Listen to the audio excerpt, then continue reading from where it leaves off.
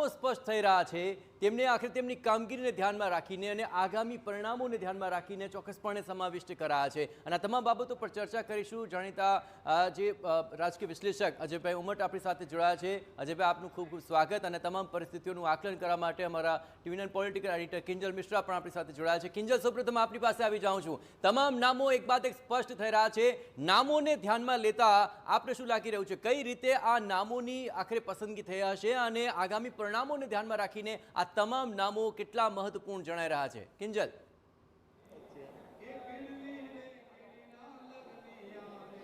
બિલકુલ, જે કેબિનેટ છે એટલે મંત્રીમંડળ છે તેના તમામ નામો છે તે આવી ચૂક્યા છે. આપણી સાથે ભાજપના મહામંત્રી રદીપભાઈ પટેલ ઉપસ્થિત છે. રદીપભાઈ, જે રીતે હવે તમામ નામો સ્પષ્ટ પણ થઈ ચૂક્યા છે, સત્તાવાર લિસ્ટ પણ આવી ચૂક્યું છે, જે કોમ્બિનેશન કરવામાં આવ્યું છે, જેમ કે ઉત્તર ગુજરાતમાંથી ઠાકોર સમાજને પ્રતિનિધિત્વ આપવામાં આવ્યું છે, કચ્છમાંથી ત્રિકમભાઈ છાગાને પ્રતિનિધિત્વ આપવામાં આવ્યું છે, યુવા ચહેરાઓ અહીંયા જોવા મળી રહ્યા છે.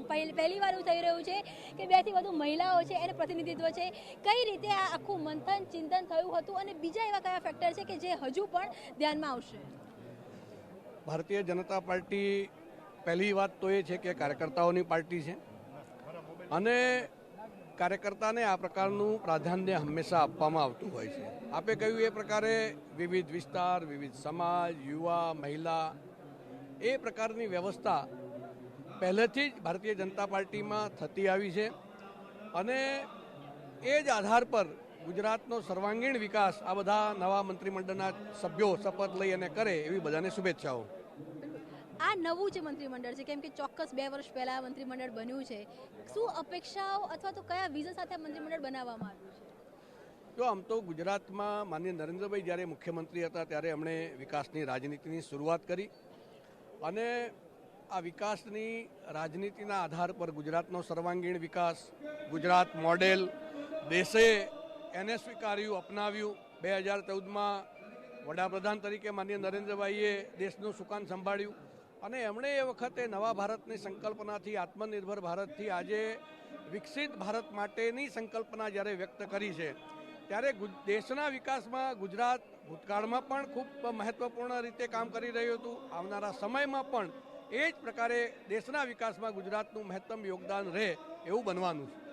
આ સંગઠન તરફથી વાત હતી. હવે અલગ અલગ ઝોનના પણ જે નેતાઓ છે, ધારાસભ્યો છે, આવી ચૂક્યા છે. જીતુભાઈ ચૌધરીની વાત કરવામાં આવે તો પણ કે પછી ઈશ્વરભાઈની વાત કરવામાં આવે તો પણ બંને પૂર્વ મંત્રી રહી ચૂક્યા છે. મંત્રીમંડળનું જ્યારે વિસ્તરણની ચર્ચા ચાલતી હતી તો આ 2 નામો પણ હતા, ચર્ચામાં હતા. પણ અત્યારે હવે જે પણ મંત્રી બની રહ્યા છે, બદનામિત મંત્રી જે શપથ લેવાના છે, એમાં દક્ષિણનો જોર કઈ રીતનું આ વખતે રહ્યું, શું લાગી રહ્યું છે? નરેશ પટેલ તો આવી રહ્યા છે. દક્ષિણનો અમારો દબદબો છે. અમારા નાણામંત્રી કનુભાઈ વલસાડ જિલ્લામાંથી કનુભાઈ આવી ગયા છે. દક્ષિણ ગુજરાતમાં નવસારીથી નરેશભાઈ આવી ગયા છે. તાપી જિલ્લાથી જયરામ રમેશ આવી ગયા છે. સુરત જિલ્લાથી આવી ગયા છે. એટલે અમારો દક્ષિણનો દબદબો તો જેવો છે એવો ને એવો. થોડાક માટે રહી ગયા એવું થાય? ના, એ તો પાર્ટી છે અને પાર્ટી એ તો આપણે કામ કરતા, અમે હોય કે બીજા હોય, કામ કરવાનું છે. સરકારમાં કામ, જેને પણ મોકો મળે એને સરકારમાં કામ કરવાનું. દક્ષિણ કેટલું મજબૂત થશે? કિંજલબેન, તમને ખબર જ છે દક્ષિણ કેટલું મજબૂત છે. અત્યારે અમારા નાણામંત્રી કનુભાઈ બી અને હર્ષભાઈને પ્રમોશન મેળવવાનું કેબિનેટમાં, પ્રફુલભાઈ પાનસરિયાને કેબિનેટ થવાના, અમારા નરેશભાઈ આજે પાછા રિપીટ થયા છે અને જયરામભાઈ ગામિત અને આદિવાસી વિસ્તારમાં અમારા 4 મંત્રી આવ્યા છે. એટલે અમારે વિસ્તારના આજે ભારતીય જનતા પાર્ટીનું શ્રેષ્ઠ નેતૃત્વ જે નિર્ણય આપ્યો છે અને એમાં પણ એ જાતિગત સમીકરણો અને વિસ્તાર વાઇઝ બધા પ્રતિનિધિત્વ મળ્યા છે. એટલે એમાં કોઈ જાતનું કંઈ એમાં કોઈનું મળ્યું ન મળ્યું એવો કોઈ અફસોસ નથી.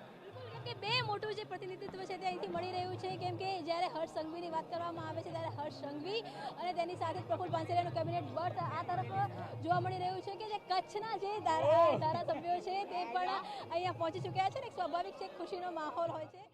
બધાના નેતૃત્વ હેઠળ જે નવા મંત્રીમંડળની રચના થઈ રહી છે એ મંત્રીમંડળ ખૂબ જ સારું છે. નવા ચહેરાઓ ખૂબ સારું કામ કરશે અને ભારતીય જનતા પાર્ટીથી પ્રજાની જે અપેક્ષા છે એ અપેક્ષાઓ પરિપૂર્ણ કરવામાં આ લોકો સફળ થશે એવી મારી માન્યતા છે. કૃષિ મંત્રી તરીકેનો તમારો જે કાર્યભાર અને ત્યારબાદ હવે હવે તમે શું અપેક્ષા રાખો છો, કઈ રીતે અપેક્ષા રાખો છો? તમે ખેડૂતો સાથે વર્ષોથી તમે જોડાયેલા પણ છો. ખેડૂતો સાથેના મારા નાતાના કારણે તો મને કૃષિ મંત્રી બનાવ્યો હતો અને કૃષિ મંત્રી તરીકે મેં મારાથી થઈ શકે એટલી ખેડૂતલક્ષી કામગીરી કરી. હવે જે નવા આવશે એ પણ પોતાની ભૂમિકા યોગ્ય રીતે નિભાવશે અને અમારા નેતા મુખ્યમંત્રી શ્રી ભૂપેન્દ્રભાઈ પટેલ સાહેબ પણ ખેડૂતોના હમદર્દી છે, એટલે એઓના માર્ગદર્શન અને નેતૃત્વ હેઠળ રાજ્યના ખેડૂતોને ક્યાંય અન્યાય નહીં થાય તેવું મારું માનવું છે.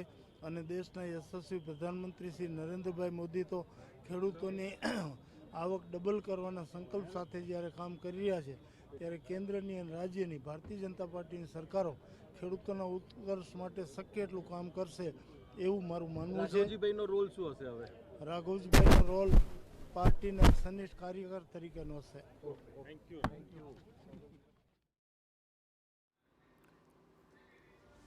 તો રાઘવજીભાઈ આખરે તેમને કૃષિપ્રધાન તરીકે કામગીરી સંભાળી હતી, પણ નવા મંત્રીમંડળમાં તેમનો સમાવેશ નથી થયો.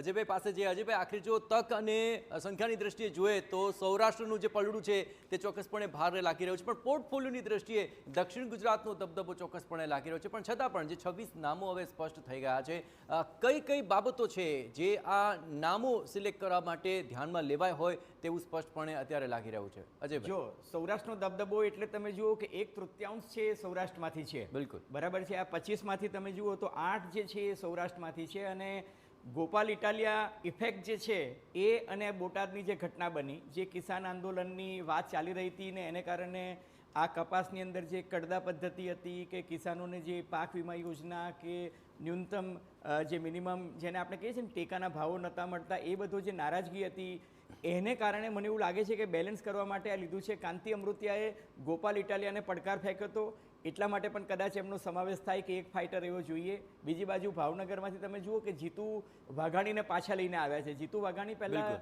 કેબિનેટ મિનિસ્ટર પણ રહી ચૂક્યા છે, પ્રદેશ પ્રમુખ પણ રહી ચૂક્યા છે. એમને પાછા લાવ્યા એનો અર્થ કે કેબિનેટ જે છે એ મજબૂત બનાવવા માંગે છે. અને રાજકોટમાંથી એક પણ નામ નથી.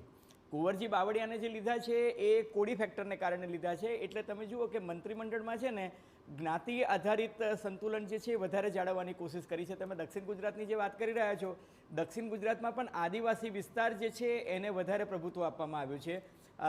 5 આદિવાસી નેતાઓ જે છે એમને મંત્રી બનાવવામાં આવ્યા છે. તો ઠાકોર સમાજ જે છે એમાંથી પણ તમે જુઓ કે 3ને પ્રતિનિધિત્વ આપવામાં આવ્યું છે. મહિલા જે છે, મહિલા નારી સશક્તિકરણ, જે નરેન્દ્રભાઈ મોદીની જે વિભાવના છે ને કે ભાઈ હું માત્ર 4 વોટ બેંકને જ પ્રમોટ કરવા માંગુ છું, તો એક જે છે એ મહિલા છે. બરાબર છે. એ બીજી બાજુ કિસાન માટે એમને જુઓ સૌરાષ્ટ્રને વધારે મહત્વ આપ્યું છે. ઉત્તર ગુજરાત જે છે એમાંથી ઋષિકેશ પટેલને લીધા છે, કારણ કે પટેલ ફેક્ટર કડવા પાટીદારને સાચવવું પડે છે.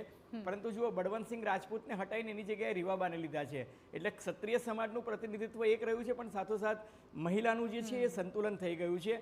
નવાઈની વાત એ છે અને આશ્ચર્યની પણ છે કે હર્ષ સંઘવીને કદાચ પ્રમોશન મળી શકે એમ છે. અને એનો અર્થ એ થયો કે એ કેબિનેટમાં નંબર 2 પોઝિશન પર આવી જાય. અને એ પ્રમોશન છે એનો અર્થ એ કે ઓલિમ્પિકમાં તમે જુઓ કે એક રમતગમત મંત્રી તરીકેનું એમનું જે પરફોર્મન્સ હતું ને કોમનવેલ્થ ગેમની આયોજન કરવા માટે, એનું યજમાનગીરી કરવા માટે અમદાવાદને જે સૌભાગ્ય પ્રાપ્ત થયું છે, કદાચ એનો આ સિરપાવ હોય. એટલે મને એવું લાગે છે કે સ્પોર્ટ્સને પણ એટલું જ મહત્વ આ સરકાર આપી રહી છે. બિલકુલ. અજયભાઈ, નવા 15 ચહેરાઓ, આમ તો એવું માનવામાં આવી રહ્યું હતું કે જે મંત્રીમંડળનું વિસ્તરણ થશે તેમાં સંખ્યા પણ વધશે મંત્રીઓની અને નવા ચહેરાઓને પણ સમાવેશ કરવામાં આવે છે. એમાં 15 નવા ચહેરાઓને સ્થાન આપવામાં આવ્યું છે. એક તો ઇલેક્શન ખૂબ જ નજીક છે, 2027માં આવી જશે. એ પહેલા નવો દાવ ખેલવો સેફ રહે ખરેખર સરકાર માટે? ઝરણા, તમે 2027ના ઇલેક્શનની વાત કરો છો ને, પણ ભારતીય જનતા પાર્ટી તો 4 મહિના પછી જે મહાનગરપાલિકા, જિલ્લા પંચાયતની જે ચૂંટણીઓ આવી રહી છે ને એના પર પણ એમની નજર છે. તમે જુઓ કે તાલુકાઓની જે નવી ફેરરચના જે કરવામાં આવી, બનાસકાંઠા જિલ્લા કે જ્યાંથી એકમાત્ર એવો જિલ્લો હતો કે જ્યાં ભારતીય જનતા પાર્ટીને લોકસભામાં જોરદાર ઝાટકો લાગ્યો હતો, એ બનાસકાંઠા જિલ્લાનું એમને વિભાજન પણ કરી નાખ્યું, તાલુકાઓની પણ ફેરવેચણી કરી નાખી. અને બીજું કે નવી મહાનગરપાલિકાઓ રચવામાં આવી. એનો અર્થ એ કે ગુજરાત જે છે એમાં નવું સીમાંકન જે છે લોકસભાનું આવે એ પહેલાં જ એમને નગરપાલિકાઓ, મહાનગરપાલિકાઓ, જિલ્લા પંચાયતોનું, તાલુકા પંચાયતોનું કરી લીધું છે. અને આ વખતે જે મહત્ત્વ આપવામાં આવ્યું છે નવા તાલુકામાં, એમાં આદિવાસી વિસ્તાર પર ખાસ ધ્યાન આપવામાં આવ્યું છે. એનો અર્થ એ કે ભારતીય જનતા પાર્ટી આદિવાસી વિસ્તારમાં પોતાનો દબદબો જે છે એ વધારે પ્રસ્થાપિત કરવા માંગે છે, પોતાનું